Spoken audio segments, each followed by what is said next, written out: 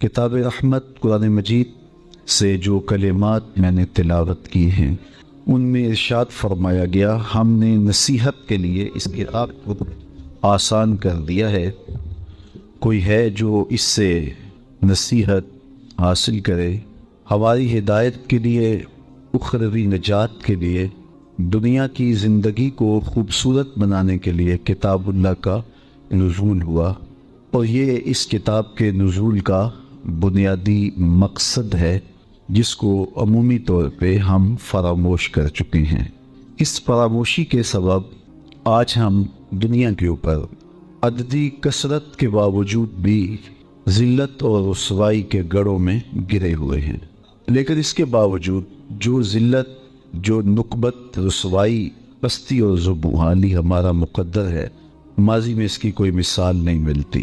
میرے اور آپ کے آقا و مولا حضور نبی رحمت صلی اللہ علیہ وآلہ وسلم نے قرب قیامت کے فتنوں کا ذکر کیا اور اس دور میں آنے والی مصیبتوں کا بیان ارشاد فرمایا، اور کہا کہ ایک وقت آئے گا کہ تمہاری مثال ایسے ہوگی جس طرح بھوکے پلیٹ کے اوپر جھپٹ پڑتے ہیں، تو تم اس طرح لوگوں کی ہوس زدہ نگاہوں کا شکار ہوگے اور لوگ تمہیں اس طرح نوچ نوچ کے کھائیں گے۔ تو صحابہ نے عرض کی، یا رسول اللہ، کیا اس وقت ہم تھوڑے ہوں گے؟ فرمایا نہیں، اس وقت تمہاری تعداد بہت ساری ہوگی، لیکن تم ہوگے جھاگ کی طرح، سیلاب کے اوپر اٹھنے والی جھاگ کی طرح تم بے وزن اور بے توقیر ہوگے۔ دنیا کے اوپر تمہاری کوئی قدر نہیں ہوگی، تمہیں کوئی پوچھنے والا نہیں ہوگا۔ عرض کی، یا رسول اللہ، اس کا سبب؟ فرمایا تمہیں ایک مرض لاحق ہو چکا ہوگا، اور اس مرض کا نام بھی بتایا، الوہن۔ عرض کی، مل وہن یا رسول اللہ صلی اللہ علیہ وآلہ وسلم، حضور وہن کیا ہے؟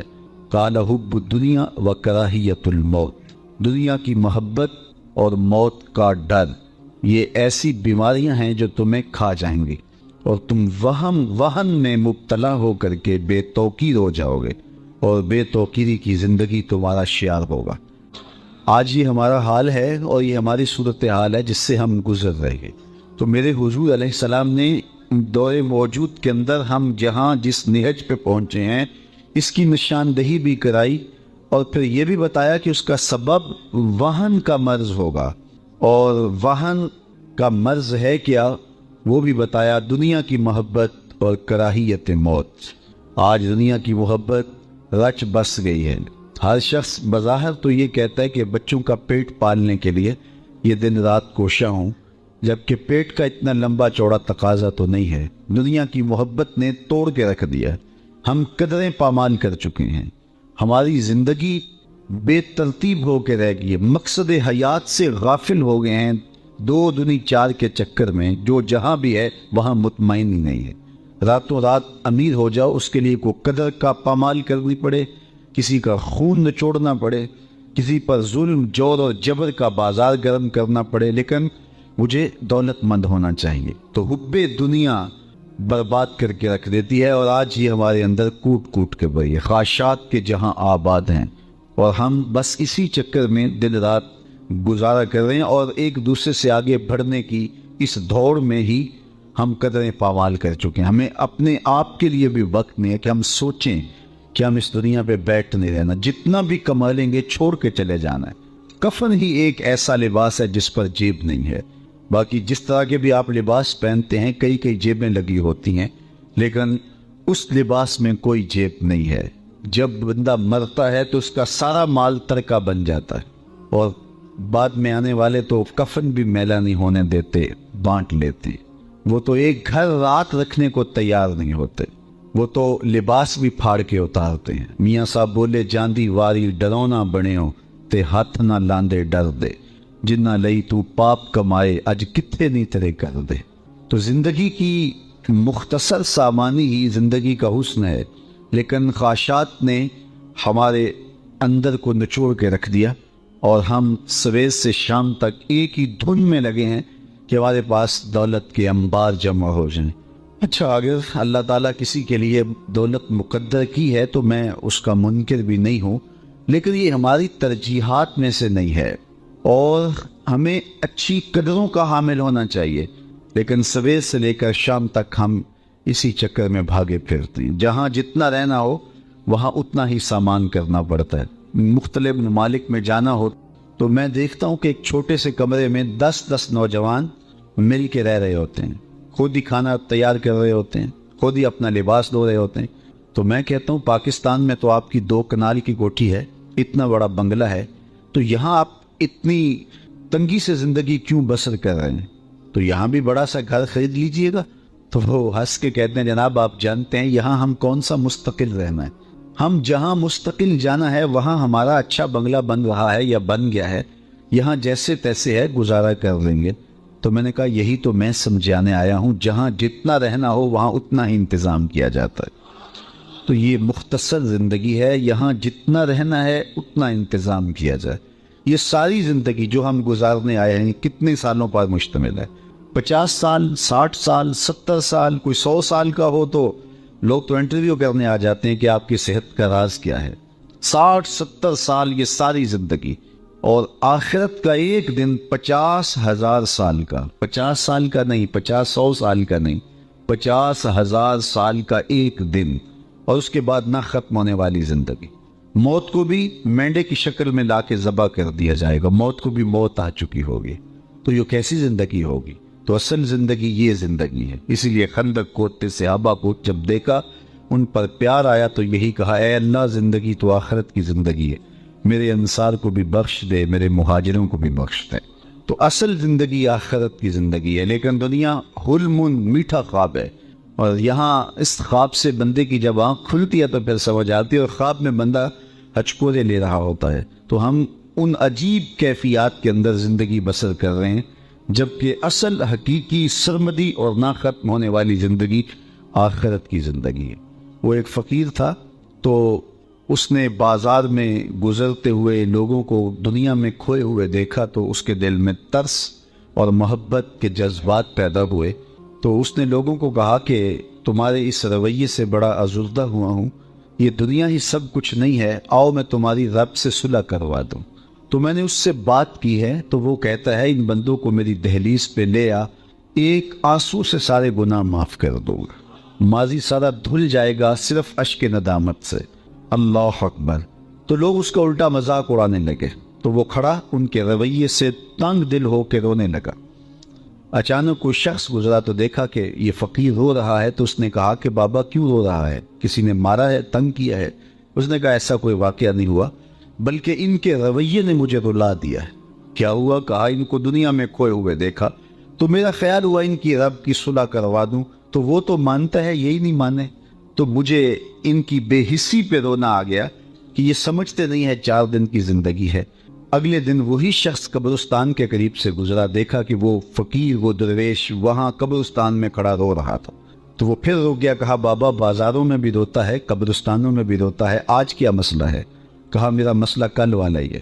کہا کیا مطلب؟ کہا کل بازار والوں کے قریب سے گزرا تو میرا خیال ہوا کہ ان کی رب کی صلح کروا دوں، تو وہ تو مانتا تھا، وہی نہیں مانے، اور ان سے مایوس ہو گیا تو آج ادھر نکل آیا، تو آج میرا خیال ہوا ان قبرستان والوں کی رب کی صلح کروا دو۔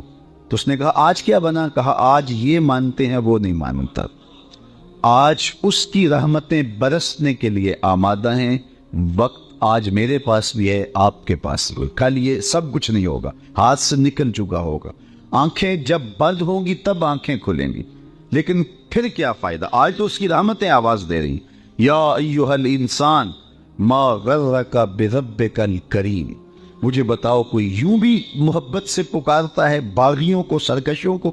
کبھی آپ نے مجرم کا پولیس کو تعاقب کرتے دیکھا ہوگا، سرکش شاگرد کے پیچھے استاد کو دوڑتے دیکھا ہوگا، نالائق بیٹوں کی مرمت باپ کو کرتے دیکھا ہوگا، لیکن پیار کا یہ روپ بھی کبھی دیکھا کہ جو اس کے حکموں کو توڑ کے جا رہا ہے، سرکش ہے، متمرد ہے، اس کے حکام سے منہ پھیر کے بغاوت کر کے جا رہا ہے، اس کو اس کی رحمتیں آواز دے رہی ہیں، یا ایھا الانسان، او بھاگنے والے انسان، ما غرک بربک الکریم، آجا پلٹ کے، تیرا رب بڑا ہی کریم ہے۔ میں کہتا ہوں ساری دنیا کے شہد نچوڑ دیے جائے، اتنی مٹھاس نہ ہو جتنی لفظوں کے اندر مٹھاس رکھتی گئی ہے۔ باغی اور سرکش کو آوازیں دی جا رہی ہیں، او بھاگنے والے آجا پلٹ کے، تیرا رب بڑا ہی کریم ہے۔ اللہ اکبر۔ کبھی آپ نے دیکھا ہو کہ کوئی نالائق بچہ گھر چھوڑ کے بھاگ جائے، وہ تو شاید کسی ہوٹل میں برتن مانج کے اپنے پیٹ کی آگ بجھا رہا ہوتا ہے، لیکن ماں کے حلق سے نیچے لقمہ نہیں اترتا۔ باپ پاگلوں کی طرح گھوم رہا ہوتا ہے، اپنے رشتہ داروں کو فون کرتا ہے، اس کے دوستوں کو پوچھتا ہے، وہ نکمہ تمہیں تو نہیں بتا کے گیا۔ اخبارات میں، ٹیلی ویژن پہ اشتہار چھپتے ہیں کہ اس طرح کا اس کا حلیہ ہے، وضع قطع ایسی ہے، اٹھنے بیٹھنے کا سٹائل یہ ہے، بولنے کہنے کا انداز یہ ہے، اتنی عمر ہے، قد کاٹ ایسا ہے، اتنے دنوں سے میرا بیٹا گھر سے گم ہے، اگر کسی کو ملے تو اس نمبر پہ اطلاع کرے، اتنا انعام دیں گے۔ نیچے لکھا ہوتا ہے نوٹ، اگر وہ خود پڑھے تو واپس آ جائے، اسے کچھ نہیں کہا جائے گا۔ اور جب بھی کبھی میں اس قبیل کا اشتہار دیکھتا ہوں تو میری نظر اٹھ کے اس آیت پہ آتی ہے۔ مالک بھی کہہ رہا ہے، او بھاگنے والے انسان، ما غرک بربک الکریم، آجا پلٹ کے، تیرا رب کریم ہے، کچھ نہیں کہے گا۔ اللہ اکبر، تیرے سارے گناہ معاف کر دے، آنا تو نے ہے ہی، پھر جو کفن میں منہ چھپا چھپا کے آتا پھرے گا، پھر جو لوگ تجھے کندھوں پہ اٹھا کے لائیں گے، اچھا نہیں ہے اپنے قدموں سے خود ہی چل کے آ جا، کھلے منہ آ جا، اس کی رحمتیں تیرا استقبال کرنے کے لیے آمادہ ہیں۔ ما غرک بربک الکریم، آگے دیکھیے، الذی خلقک، وہ دیکھ تیرا خالق لگتا ہے، رشتہ کتنا گوڑا ہے۔ ماں کا اور بیٹے کا جو رشتہ ہے، مجھے بتاؤ دنیا کے کسی ترازو پہ ماں کے پیار کو تولا جا سکتا ہے؟ صبح سے شام تک میں سڑکوں پہ رہتا ہوں، بلکہ میں ایک دن سیالکوٹ سے آ رہا تھا تو راستے میں کسی ملنگ نے جھونپڑی لگائی تھی تو اس کے اوپر لکھا تھا سڑکوں والی سرکار۔ تو میں نے اپنے ساتھیوں کو کہا یہ تو کنارے والی سرکار ہے، سڑکوں والی سرکار تو ہم ہیں، کہ صبح سے لے کر شام تک سڑکوں پہ رہتے ہیں، کبھی عرش پر، کبھی فرش پر، کبھی ان کے در، کبھی در بدر، غم عاش کی طرح شکریہ میں کہاں کہاں سے گزر گیا۔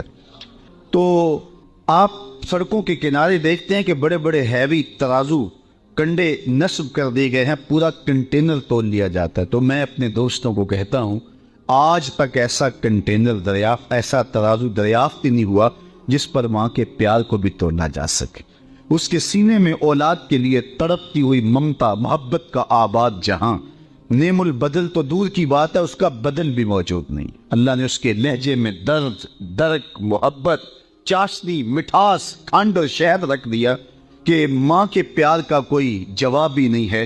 ایک شاعر ہوا ہے تابش، اس نے ماں کے پیار کو کتنے خوبصورت پیرائے میں بیان کیا۔ ایک مدت سے میری ماں نہیں سوئی تابش، میں نے ایک بار کہا تھا مجھے ڈر لگتا ہے، ایک بار میں نے کہا تھا مجھے رات کو ڈر لگتا ہے، میری ماں اب بھی نہیں سوتی، میرے لال کو کہیں ڈر نہ لگ رہا۔ تو یہ ماں کا اولاد کے ساتھ پیار ہے، اولاد کے دکھ جھیل لیتی ہے، اولاد کو سکھ پہنچانے کے لیے خود دکھ برداشت کرتی ہے۔ کسی کے گھر کے برتن بھی مانجنے پڑے تو ماں اس سے بھی گریز نہیں کرتی۔ شہر میں آ کر پڑھنے والوں بھول گئے ہو کس کی ماں نے کتنا زیور بیچا ہے، مائیں اولاد سے اتنا پیار کیوں کرتی ہیں؟ تو اس کا ایک ہی جواب آپ دیں گے کہ ماں نے اولاد کو جنم دیا ہے، بس یہی۔ اگر آپ اچھی طرح سے اس پہ غور کریں جو کہنے جا رہا ہوں تو میں سمجھوں گا کہ میرے آنے کی قیمت طے ہو گئی اور آپ کے آنے کا مقصد پورا ہو گیا۔ ماں اولاد سے اتنی محبت اس لیے کرتی ہے کہ ماں نے اولاد کو جنم دیا ہے، جس نے جنم دیا ہے وہ اتنا پیار کرتی ہے تو جس نے خلق کیا ہے وہ کتنا پیار کرتا ہوگا۔ ماں نے جنم دیا ہے، خلق نہیں کیا، تو جنم دینے والی کے پیار کو کسی ترازو پہ نہیں تولا جا سکتا۔ تو خالق ہے جس نے دست قدرت سے بنایا ہے، تو اس کی محبت کا عالم کیا ہوگا۔ تو ماں کی گود چھوڑ کے بچہ بھاگ جائے تو ماں آواز دیتی ہے، پتر آ جا، اتنی ٹھنڈی چھاؤں کہیں سے نہیں ملے گی۔ اور مالک کی دہلیز چھوڑ کے جب بندہ بھاگتا ہے تو مالک کی رحمتیں آواز دیتی ہیں، یا ایھا الانسان ما غرک بربک الکریم، او بھاگنے والے آجا پلٹ کے، میں تیرا رب بھی ہوں اور کریم بھی ہوں۔ الذی خلقک، میں تیرا خالق بھی لگتا ہوں، دیکھ میرا تیرا رشتہ کتنا گوڑا ہے۔ الذی خلقک فسواک فعدلک فی ای صورت ما شاء رکبک، تجھے توازن بخشا، تجھے حسن دیا، تجھے جوانی دی، تیرے اعضاء کو اعتدال دیا، تیری آنکھوں کو چمک دی، تجھے بولتی زبان دی، سوچنے والا دماغ دیا، تجھے اعضاء بدنیاں دیے، تیرے لیے گونا گونا نعمتیں رکھی۔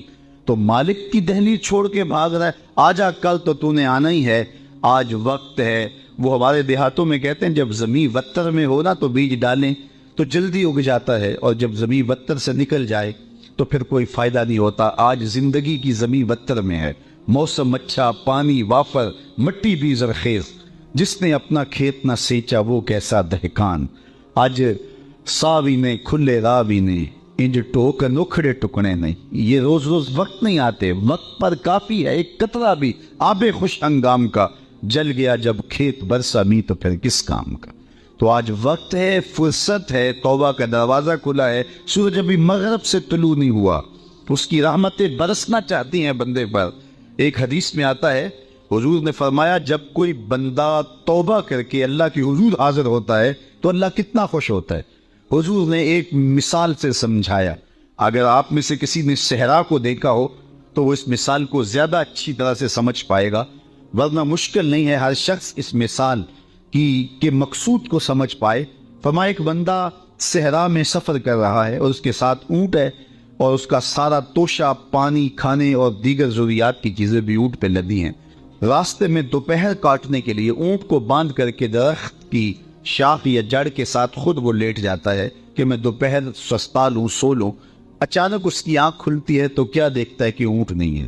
تو صحرائی سفر میں اونٹ کا گم ہو جانا، جس پہ توشہ بھی ہو، پانی بھی ہو، تو زندگی کا جو ہے وہ روٹ جانا ہے۔ تو وہ دائیں بائیں بھاگا کہ میں اونٹ کو تلاش کروں، لیکن تاحد نظر اونٹ دکھائی نہیں دیا، اور آبادی بھی نہیں ہے۔ وہ تھک ہار کے دوبارہ اسی درخت کے نیچے آ جاتا ہے اور موت کا منتظر ہو کے بیٹھ جاتا ہے ٹیک لگا کے کہ ابھی موت آئی۔ اب ظاہر ہے اونٹ چلا گیا، سامان بھی اس کے اوپر تھا، تو زندگی چلی گئی۔ تو وہ موت کا منتظر ہو کے اسی درخت کے تنے کے ساتھ ٹیک لگا کے جو ہے وہ بیٹھ جاتا ہے۔ اچانک اسے اس کی آنکھ لگ جاتی ہے۔ تھوڑی دیر کے بعد پھر آنکھ کھلتی ہے تو کیا دیکھتا ہے کہ وہ اونٹ جو اس کا گما تھا ماں ساز و سامان کے اس کے پاس کھڑا ہے۔ تو اونٹ کیا ملا؟ زندگی مل گئی۔ تو وہ وفور محبت میں، وفور شوق میں وہ کیا بولتا ہے؟ اللہم انت عبدی و انا ربک، اے اللہ تو میرا بندہ اور میں تیرا رب۔ کہنا تو یہ تھا کہ تو میرا رب اور میں تیرا بندہ، لیکن اس کو خوشی ہی اتنی ہوئی کہ مسرتوں کے ہجوم میں درک گیا۔ وہ کیا کسی نے کہا نا، کسی کے آنے سے ایسے ہوش اڑے ساقی کے، شراب سیخ پہ ڈالی اور بوتل میں کباب۔ کہنا تو یہ تھا کہ تو میرا رب اور میں تیرا بندہ، لیکن مسرتیں اور خوشیوں کا ہجوم ہی ایسا تھا، جب بھی تیری قربت کے امکان نظر آئے ہم اتنے خوش ہوئے کہ پریشان نظر آئے۔ تو کہا تو میرا بندہ اور میں تیرا رب۔ تو یہ مسرتوں کے ہجوم میں اس کی زبان بل کھا گئی، اپنے پہ کنٹرول نہیں رہا۔ تو یہ مثال بیان کر کے حضور نے فرمایا صحابہ بتاؤ اس بندے کو کتنی خوشی ہوئی کہ زبان پہ بھی قابو نہیں ہے۔ تو صحابہ نے عرض کی حضور حد ہو گئی۔ فرمایا جب کوئی شخص توبہ کر کے اللہ کی دہلیز پہ آتا ہے، اللہ اس سے بھی زیادہ خوش ہوتا ہے کہ میرا بندہ میرے حضور آ گیا ہے۔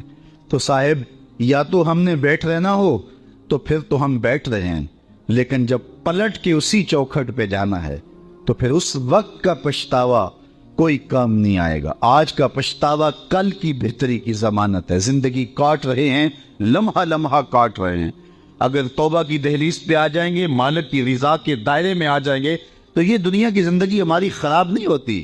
ہم کاروبار دنیا چھوڑ کے نہیں بیٹھ جائیں گے، یہ دنیا پہلے سے بہتر اور خوبصورت گزرے گی، یہ عبادت کے نور سے مزین ہو جائے گی، صحت بھی اچھی ہو جائے گی، زندگی کا حسن بھی دوبالا ہو جائے گا، باطن میں طمانیت، نور اور روشنی بھی آ جائے گی، اور آخرت بھی سنور جائے گی۔ آغاز ہوا شہر مکہ کی قسم سے، قسم ہے مجھے اس شہر کی، پھر وجہ قسم بھی بیان کی۔ وَأَنْتَ حِلٌّ بِهَذَا الْبَلَدِ، مجھے اس شہر کی قسم اس لیے کہ محبوب اس شہر میں تو جو بستا ہے، تیرا بسیرا ہے اس شہر میں، اس شہر کی گلیوں نے تیرے قدم چومے ہیں، اور تیرے انفاس کی مہک اس کی فضاؤں میں بسی ہے، اس لیے مجھے قسم کہ یہاں تم رہتے ہو۔ اللہ اکبر۔ علماء کے مابین اس بات پر اختلاف ہے کہ مکہ المکرمہ افضل ہے یا مدینہ النبی صلی اللہ علیہ وآلہ وسلم افضل ہے۔ ایک علمی اختلاف ہے، بعض نے کہا مکہ المکرمہ افضل ہے، دلائل دیے، بڑا وزن ہے دلائل میں۔ بعض نے کہا مدینہ تو رسول صلی اللہ علیہ وآلہ وسلم افضل ہے، دلائل دیے، بڑا زور ہے دلائل میں۔ لیکن شیخ عبدالحق محدث دہلوی علیہ رحمہ اسی آیت سے روشنی لے کر کے لکھتے ہیں کہ جب حضور مکے میں تھے تو مکہ افضل تھا، جب مدینے آ گئے تو مدینہ افضل ہو گیا۔ جدھر جدھر سے وہ گزرتے گئے مجد و شرف بھی پیچھے پیچھے رہا۔ چند لمحوں کے لیے ٹھہرے تھے تم جس پیڑ کے نیچے، نشور وحدی کا لہجہ دیکھیے کتنا دل آویز ہے. چند لمحوں کے لیے ٹھہرے تھے تم جس پیڑ کے نیچے, سنا ہے آج تک اس پیڑ کا سایہ مہکتا ہے. تو مکے میں ہیں تو مکہ افضل, مدینے میں ہیں تو مدینہ افضل. تو شرف ان کے وجود مسعود سے ہے. وہ جدھر جدھر سے گزرتے جائیں گے وہاں ہی نور پھیلتا چلا جائے گا. اور پیر نصیر الدین علیہ رحمہ کا لہجہ یہاں کتنا خوبصورت دکھائی دیتا ہے. ایک بار وہ جدھر سے گزرے ہیں نصیر, ایک بار وہ جدھر سے گزرے ہیں نصیر, بار بار ادھر سے بہار گزری ہے. تو کہا کہ قسم ہے مجھے اس شہر کی, یعنی شہر مکہ کی. کیوں اس شہر کی قسم؟ وَأَنْتَ حِلٌّ بِهَذَا الْبَلَدِ, کہ محبوب اس شہر میں تمہارا قیام ہے, اس شہر میں تمہاری رہائش ہے, تمہارے انفاس کی مہک ہے اس شہر کی فضاؤں میں, اور تمہارے قدموں کو چھوا ہے اس شہر کی گلیوں میں. اس لیے قسم کہ یہاں آپ رہتے ہو. وَوَالِدٍ وَمَا وَلَدٍ, اور قسم ہے باپ کی, اور قسم ہے جو اس کی اولاد ہے. والد سے مراد کیا ہے اور ماں ولد سے مراد کیا ہے؟ تو اس کے بارے میں ایک قول یہ ہے کہ والد سے مراد حضرت ابراہیم علیہ السلام, اور ماں ولد سے مراد حضور علیہ السلام جو ان کے فرزند ہیں. ایک قول کہ والد سے مراد حضرت آدم علیہ السلام ہے, اور ماں ولد سے مراد ان کی ساری ذریت اور نسل ہے. تیسرا قول کہ والد سے مراد حضور علیہ السلام ہے, اور ماں ولد سے مراد حضور علیہ السلام کی ساری امت, حضور علیہ السلام کی ساری آل اطرت, حضور کے اصحاب. لیکن علماء نے پہلے قول کو ترجیح دی کہ مکہ المکرمہ کی قسم کی گئی تو پھر مناسبت بنتی ہے کہ حضرت ابراہیم کا ذکر بھی ہو, تو اس لیے والد سے مراد حضرت ابراہیم ہے, اور ماں ولد سے مراد حضور علیہ السلام کی ذات ستودہ سے فائدہ. تو تین چیزیں ہوئی جن کی قسم کی گئی. سب سے پہلے شہر مکہ کی قسم کی گئی, پھر حضرت ابراہیم علیہ السلام کی قسم کی گئی, اس کے بعد حضور علیہ السلام کے مبارک وجود کی قسم کی گئی. تین قسمیں کر کے کہا کیا گیا, چونکہ جو خالی ذہن شخص ہو جب اس کو کوئی بات بیان کی جائے تو قسم سے آغاز نہیں کیا جاتا. متردد ذہن کو کوئی بات کرنی ہو تو قسم سے آغاز کیا جاتا ہے, یا پھر آپ جس مضمون کو بیان کرنے جا رہے ہیں وہ اتنا اہم ہے کہ اس کی اہمیت کو اجاگر کرنے کے لیے آپ کو قسم کرنا پڑتی ہے. تو یہ جو ماں باپ کا مضمون ہے جس کو میرے رب نے بیان کیا, اس سے قبل ایک نہیں, دو نہیں, تین قسمیں کی. تو پھر کان تو کھڑے ہو گئے, سماعتیں تو بچھ گئی کہ وہ کون سی شے ہے جس کو بیان کرنا مقصود ہے, اور اس سے قبل قسم پہ قسم کی جا رہی ہے. قسم محبوب شہر مکہ کی, قسم محبوب تیرے والد بزرگوار حضرت ابراہیم علیہ السلام کی, اور قسم تیرے پاکیزہ وجود کی. اب انسان بالکل سماعتیں بچھا کے منتظر ہے کہ قسم کی کس بات کی جا رہی ہے, کس بات پہ قسمیں ہو رہی ہیں. تو جواب آیا, قسم محبوب شہر مکہ کی جس میں آپ رہتے ہو, قسم آپ کے والد بزرگوار حضرت ابراہیم علیہ السلام کی, اور قسم آپ کے پاکیزہ وجود کی. لقد خلقنا الانسان فی کبد, ہم نے انسان کو مشقتوں میں رہتا پیدا کیا. یعنی انسان کی زندگی کے اندر مشقتیں, مشکلیں, آلام, مصائب, حالات کی تلخیاں, سخت مراحل, یہ اس کی زندگی کا حصہ ہے. اور ہم نے اس کو ڈیزائن اس طرح کیا ہے کہ یہ ان ساری مشکلات سے نہ بردآزما ہوگا اور حالات کی تلخیوں کا مقابلہ کرے گا, اور خیر و شر کے ساتھ ساری زندگی اس کا تعلق رہے گا. تو یہ اگر سخت جان ہوا تو زندگی میں کامیاب اور بامراد ہوا, اور اگر یہ کمزور ہوا تو پیچھے رہ جائے گا. اور اس کے لیے جو قسمیں کی ہیں وہ تین ہیں. قسم کا اور جواب قسم کا تعلق ہوتا ہے, یعنی جس پہ قسم کی جا رہی ہے تو جو قسم کی جا رہی ہے اس کا کوئی آپس میں تعلق ہوگا. جب پھولوں کا ذکر کریں گے تو پھر اس کے متعلقات ہی بات میں بیان کریں گے. کسی نے کہا تھا جنگل میں کوئی مے خار مرا ہے, جنگل میں کوئی مے خار مرا ہے, اسے انگور کے پتوں کا کفن دو. میاں جنگل میں مرنے والے شخص کو کسی اور درخت کے پتوں کا بھی تو کفن دیا جا سکتا ہے, لیکن صاحب مرنے والا مے خار ہے اور شراب کشید کی جاتی ہے انگور سے, تو اس کو تو ٹھنڈ تب بھی پڑے گی کہ انگور کے پتوں کا کفن دیا جائے. تو مناسبات ہوتی ہیں. تو اب جب قسم کی گئی تو قسم تین چیزوں کی گئی، اور اس کی جواب قسم سے مناسبت کیا بنتی تھی؟ انسان کو مشقتوں میں رہتا پیدا کیا گیا، حالات کی تلخیوں سے گزرتا ہے، سخت تربیتی مراحل سے اس کو گزرنا پڑتا ہے، تو اس چیز کو بیان کرنے سے قبل تین قسمیں کی گئی۔ پہلی قسم میرے حضور کے پاکیزہ شہر کی، مکہ المکرمہ کی، اس لیے کہ مکہ المکرمہ میں دیکھ لیجئے کہ صحابہ اور حضور کے ماننے والوں نے کیسے تلخ زندگی کاٹی، شجر اسلام ثمر بار ہوا، تو ہمیں تو یہ کھلے ہوئے پھول دکھائی دیتے ہیں، لیکن ہم نہیں بھول سکتے کہ بلال حبشی کی پیٹھ پہ کیسے کوڑے برسے اور آہد آہد کیسے پکارتے رہے۔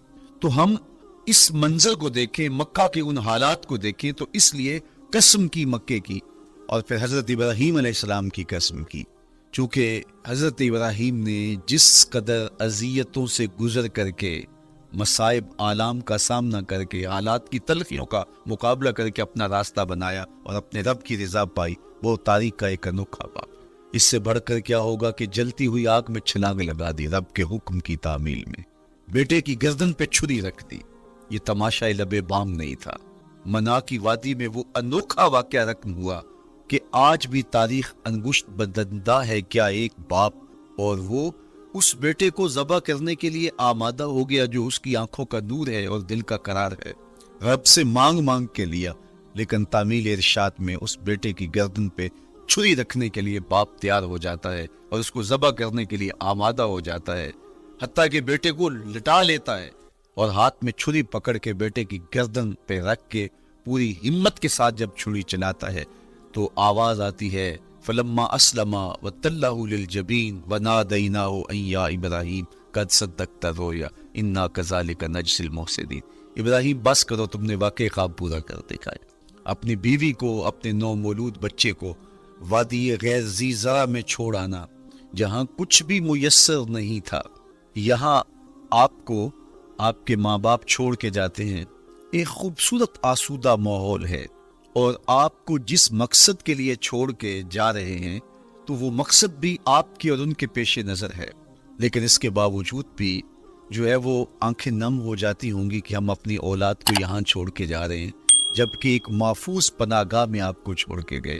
آپ کی تربیت کرنے والا ایک جو ہے وہ توانا طبقہ اور ایک توانا جو ہے وہ سٹاف موجود ہے جو آپ کی فکری، ذہنی، بدنی تربیت کے لیے کوشاں ہیں، لیکن اس کے باوجود بھی والدین محسوس کرتے ہیں، لیکن اپنے نو مولود بچے کو وہاں چھوڑ کے جانا جہاں آب و دانہ بھی میسر نہیں تھا۔ مورخ اسلام فی جلندری نے اس وادی کا نقشہ کھینچتے ہوئے کہا، وہ وادی جس میں وحشت بھی قدم رکھتی تھی ڈر ڈر کے، جہاں پھرتے تھے آوارہ تھا پیڑے بادے سر سر کے، جہاں پر گھاس اگتی تھی، جہاں نہ پھول کھلتے تھے، مگر وہ سرزمین تھی آسماں بھی چھپ کے ملتے تھے۔ تو اس وادی میں چھوڑ کے آنا، حضرت ابراہیم نے جو امتحانات دیے، اس لیے ان کی قسم کی، چونکہ جواب قسم کا تعلق بنتا ہے، تو قسم ابراہیم کے پاکیزہ وجود کی کہ جنہوں نے دکھ سہے، تکالیف آلام گوارا کی، لیکن پائے سوات میں لغزش نہیں آنے دی۔ تیسری قسم میرے حضور کے پاکیزہ وجود کی فرمایا جتنے دکھ مجھے دیے گئے، جتنی اذیتیں مجھے پہنچائی گئیں، اتنی کسی کو نہیں دی گئی۔ پیدا ہوئے تو حضور کے باپ کا سایہ سر پہ نہیں تھا، پھر اس کے بعد حضور مختلف مراحل سے گزرے، 6 سال کی عمر میں ماں کا انتقال ہو گیا۔ جب راہ حق میں لوگوں کو دعوت رشد و ہدایت دینے نکلے تو جو لوگوں کے رویے تھے اور جو اذیتیں لوگوں نے پہنچائیں وہ ایک الگ باب ہے۔ مکے کی گلیوں سے لے کے طائف کے بازاروں تک جن اذیتوں سے میرے حضور گزرے، ام المومنین سیدہ عائشہ رضی اللہ تعالیٰ عنہ فرماتی ہیں، ایک دن حضور کی بارگاہ میں حاضری تھی تو ہم نے عرض کیا، حضور کیا احد کے دن سے سخت دن بھی زندگی میں کبھی گزرا ہے؟ صحابہ کی نظر میں اس دن سے سخت دن کبھی زندگی میں نہیں آیا، اس لیے کہ جب 70 صحابہ کی لاشیں پڑی تھیں، حضور کے چچا حضرت امیر حمزہ شہید کر دیے گئے، اور نہ صرف انہیں شہید کیا گیا، ان کا مسئلہ کیا گیا، اعضائے بطنیہ کاٹ دیے گئے، ناک کاٹ لی گئی، زبان کاٹ لی گئی، بدن چیر کے کلیجہ نکالا گیا، اور پھر ان اعضاء کا ہار پرویا گیا، اور ہندا نے گلے میں ڈال کے رقص کیا، آنکھوں میں نیزے چبھ ہوئے گئے۔ تو یہ دردناک دن تھا۔ تو حضور کے سر انور پہ سفید رنگ کی پٹی بندھی تھی اور چشمان رحمت میں آنسو تھے، اور بار بار فرماتے تھے ما فعل امی، میرے چچا کی کہانی سنا۔ تو یہ دردناک دن تھا جو صحابہ نے اپنی آنکھوں سے دیکھا۔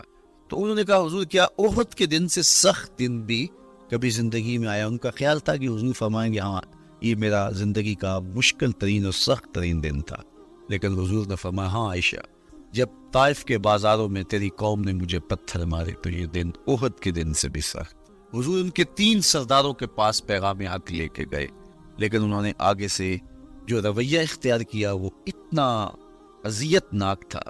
حضور نے فرمایا کہ ٹھیک ہے، میں تمہاری خیر خواہی کا جذبہ لے کے تمہارے تک پہنچا ہوں، تم نے میری دعوت کو قبول نہیں کیا، تمہاری مرضی، تمہارا مقصور، چلو اب یہ بات میرے اور تمہارے درمیان رہنی چاہیے، اس بات کو راز رہنا چاہیے، اہل مکہ تک یہ بات نہ پہنچے۔ انہوں نے کہا ہم کیوں راز رکھے، بلکہ اوباشوں کے ہاتھ میں پتھر دے دیے، اور حضور جب واپس ہونے لگے تو وہ حضور کے پاؤں پہ سنگزنی کر، حضور اپنا ایک پاؤں اٹھاتے تو دوسرے پاؤں پہ مارتے، شدت درد اور احساس کرب سے حضور بیٹھ جاتے تو ان کے گھنڈے دائیں بائیں سے بڑھتے اور کندھوں سے پکڑ کے حضور کو اٹھاتے اور مشق سنگزنی کرتے، نالین خون سے بھر گئے، لخت لخت زخمی ہوا۔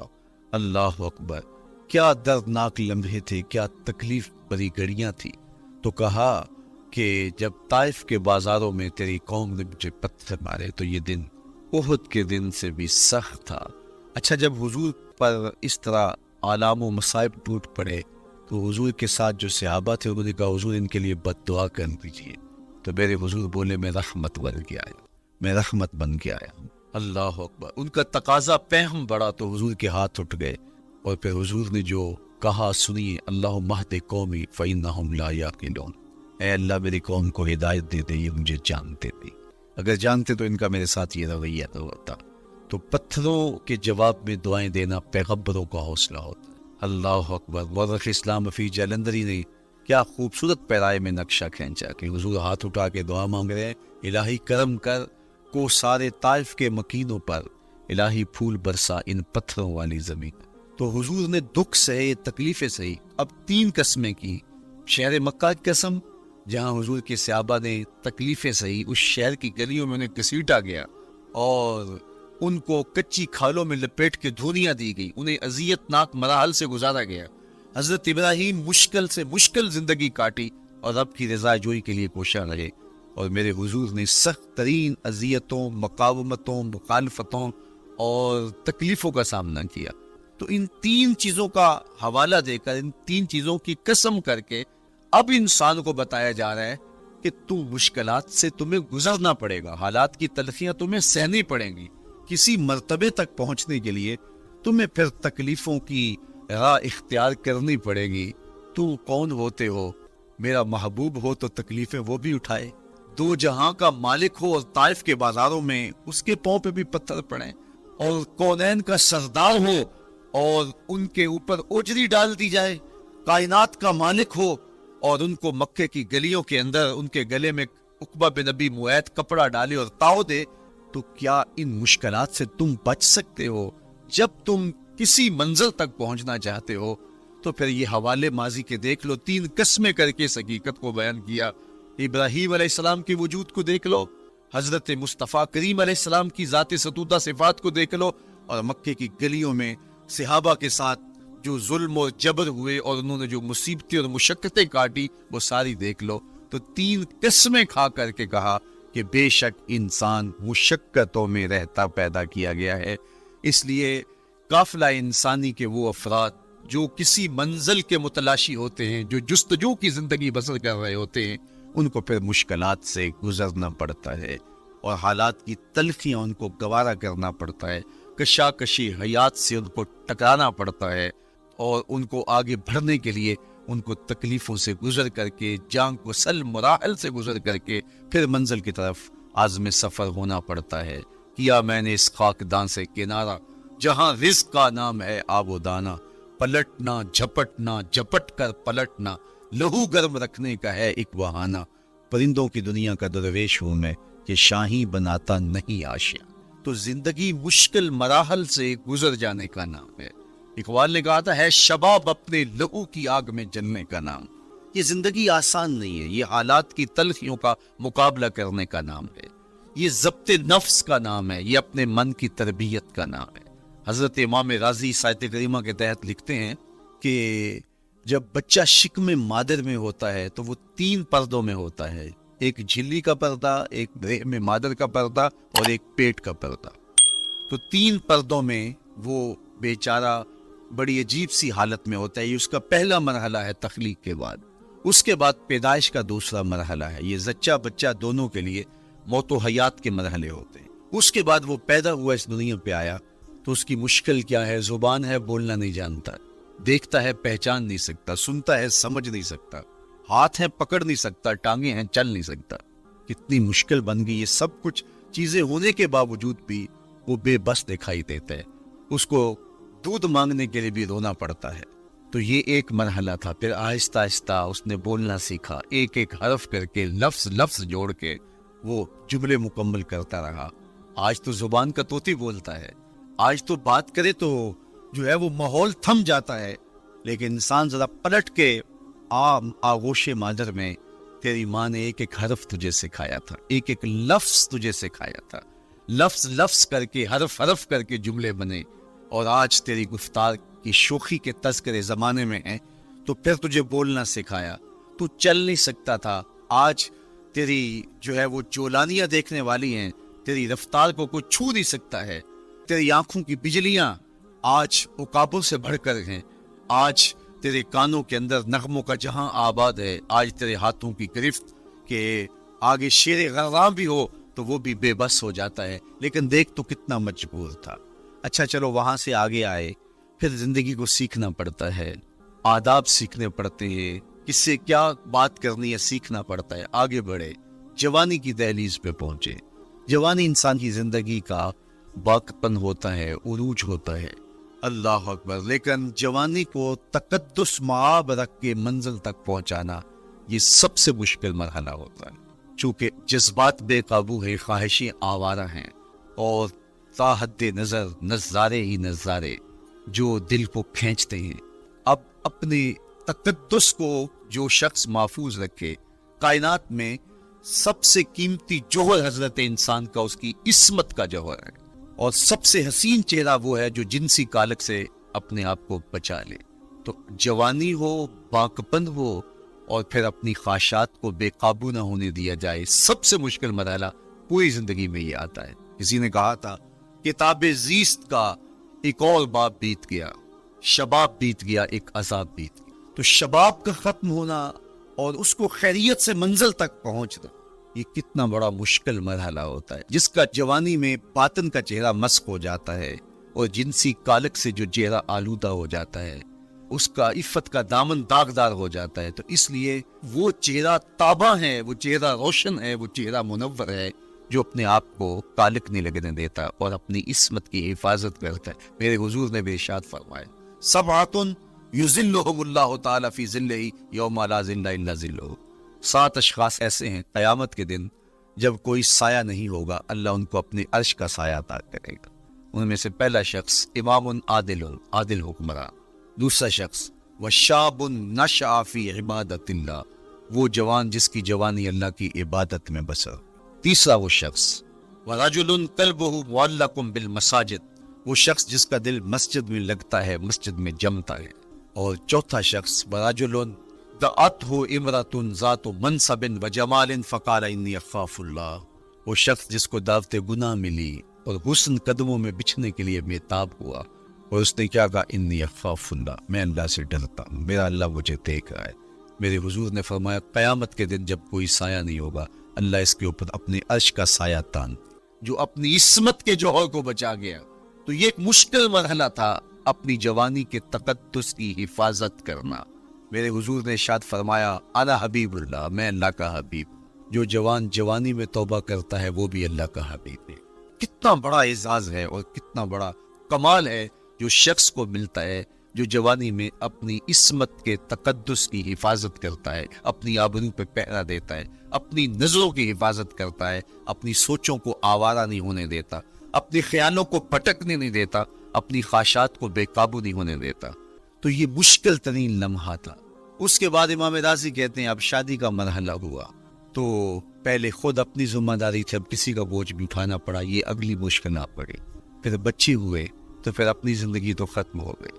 پھر ساری زندگی پھر بڑھاپے میں چلے جائیں, ارذل العمر تک چلے جائیں, یہ ساری زندگی مشکلات. لقد خلقنا الانسان فی کبد. تو ہمیں عملی طور پہ مشکلات کے مقابلے کے لیے تیار ہونا چاہیے.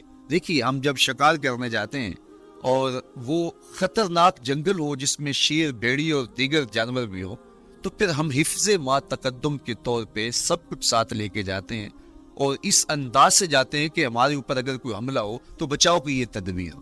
تو ہم عملی طور پہ اس کے لیے خود تیار ہوتے ہیں, تو پھر کوئی ہونے والا حملہ غیر متوقع نہیں ہوتا اور ہم اس کے لیے اپنے آپ کو مستعد اور فعال پاتے.